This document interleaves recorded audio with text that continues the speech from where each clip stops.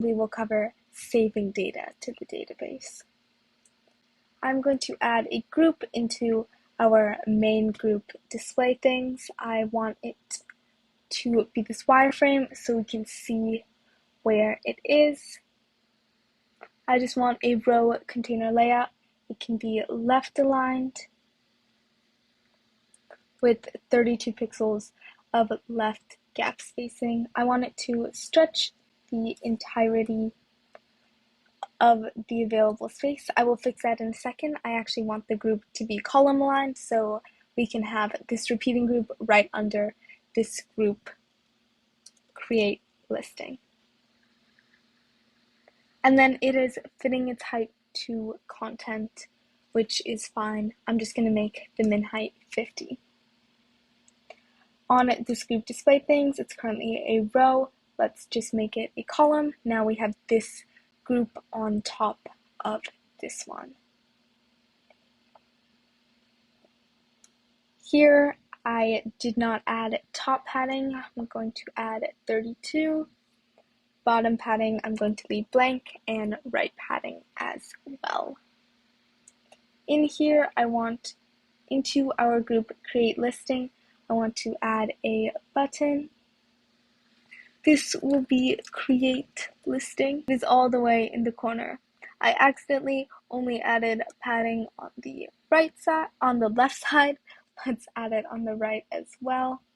And then I want this button to be a fixed height of 48. And then we can say fit width to content. Great, we can preview this, and we have this nice button on the side. I want to be able to click it to open a pop-up. So let's go ahead and add that pop-up here.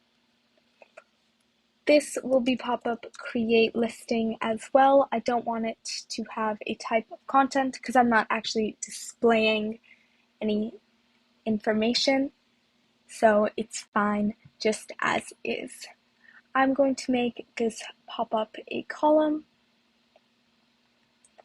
and all of this is fine. Now this pop-up will have a bunch of inputs. The first thing I'm going to add is a little header. I want this to be center aligned, so I'm just going to stretch it the full way and then say fit height to content, so the text will be in the center.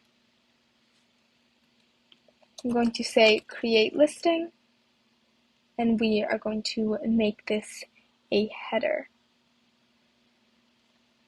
Going to push it back in the center. I'm going back to this pop-up, and I'm just going to add some padding all around.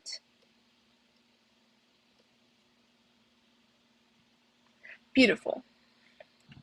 Now we need to add in inputs for the user to add the information about the listing.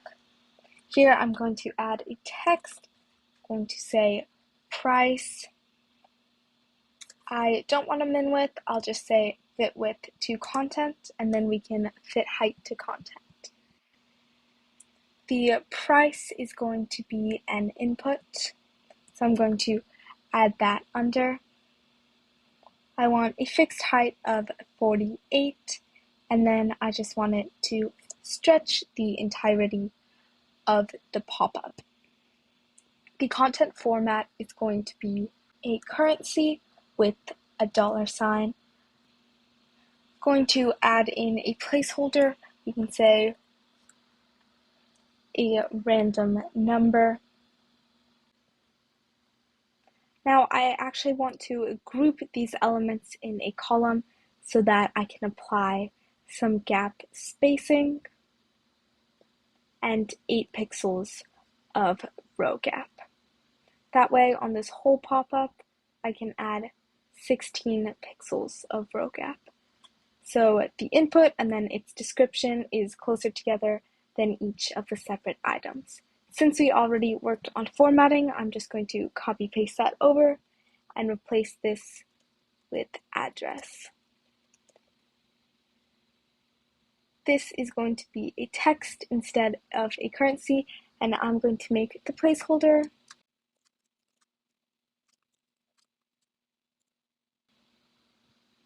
just this made up address.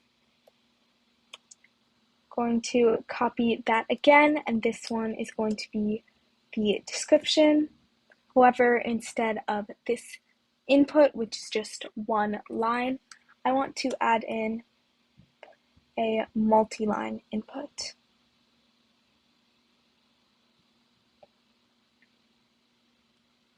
This is going to say fit height to content, so as you write a longer description, this will grow. I'm just going to set the min height at 48, and then it can stretch all the way across. I'm going to add a fake description.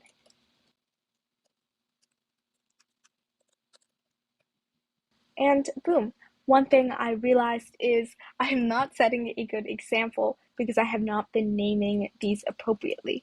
When you have all of these inputs, it's super important to be able to just know exactly which input you are referring to just by its name.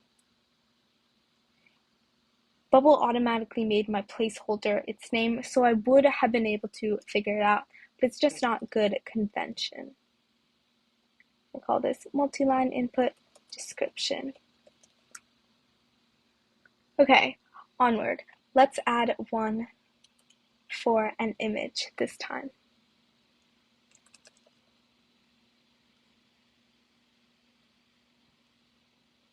I'm actually going to say upload an image.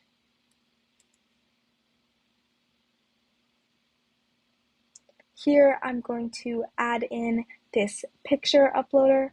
This will open a dialog on the user's screen to be able to upload an image, and I'm going to make this last so it's under this text. This is all fine and well. I'm going to stretch it to the entirety of the group, and then we can give it a fixed height of 100 appropriate. Okay. Let's add in some more.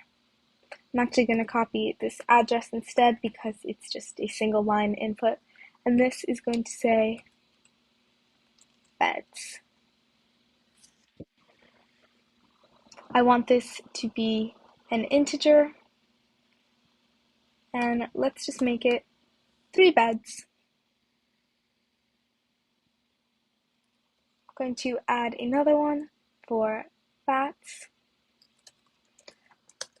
but these are really like small things. It's just one number, so to have it take up the entire horizontal area is a bit much. So what I'm going to do is I'm going to go ahead and group these elements in a row container. That's going to put them right next to each other like so. And since neither of them had a fixed width to begin with, they split the space evenly. I'm going to go here and reveal an elements tree because I want to be able to grab this group that holds them and rename it to group bed/bats. And we can add just some column gap in between the two, and I'm going to do 16 pixels of that. The last thing I want to add, I guess not the last thing, but another thing I want to add is the square footage. And this is going to be an integer.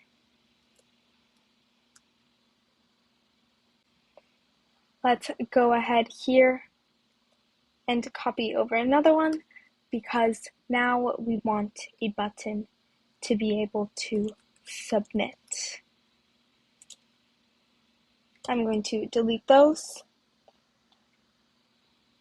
But we really also want a button to be able to clear everything we've written. So I'm actually going to make it a cancel button, just in case we change our mind about actually creating a listing. I want these to be on the same line, so I'm going to make them row stacked like that, and then we can do 16 pixels of column gap. Or actually, we can separate them evenly like that. I want submit to be on the right, so we can say make last, and that's looking really good. In order to get to that listing, we need to add a workflow. We covered this in our workflow logic video, so we are going to go to element actions, show, and we are going to show this pop-up create listing. We can try this out, click create listing, and then we see our pop-up.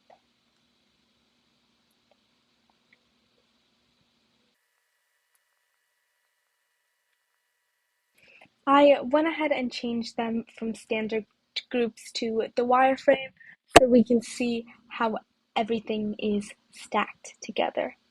And now let's add some functionality to this submit button. Here we are going to create a new thing. It's going to be of type listing. The way we create a thing in Bubble is using this workflow action and then setting these fields to some value. Here I'm just going ahead and adding all of the fields because we will have to set all of them. This is why naming was important. Now we can just search up address and we get input addresses value. We can search up bats, input bats value, and that's what we need to go ahead and do for each of these.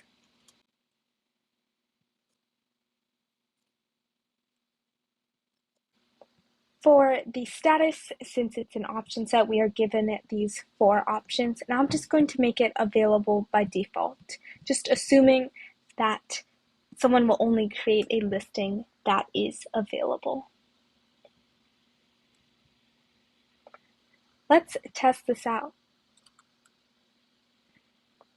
We can click create listing, give it a price, and as you can see, this 1,000 separator and the currency came with it. I'm just going to make it 400,000. I'm going to do a random address.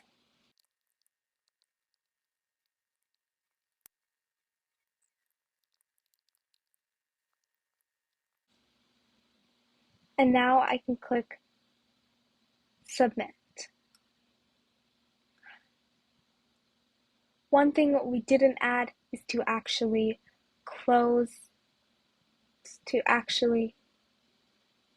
hide the pop-up once we are done. But we already created the listing and we see it right here. However, I can actually submit and can create a completely blank listing. We don't want to give the user the ability to do that. So what we need to do is click this box on all of these inputs that say this input should not be empty. That means that when we reference the input to try to create the listing, if the input is empty, it won't go through with that action. We can try this out and try to create a blank listing, and it shows us these red outlines like that. Okay, now let's configure the cancel button. When it is clicked,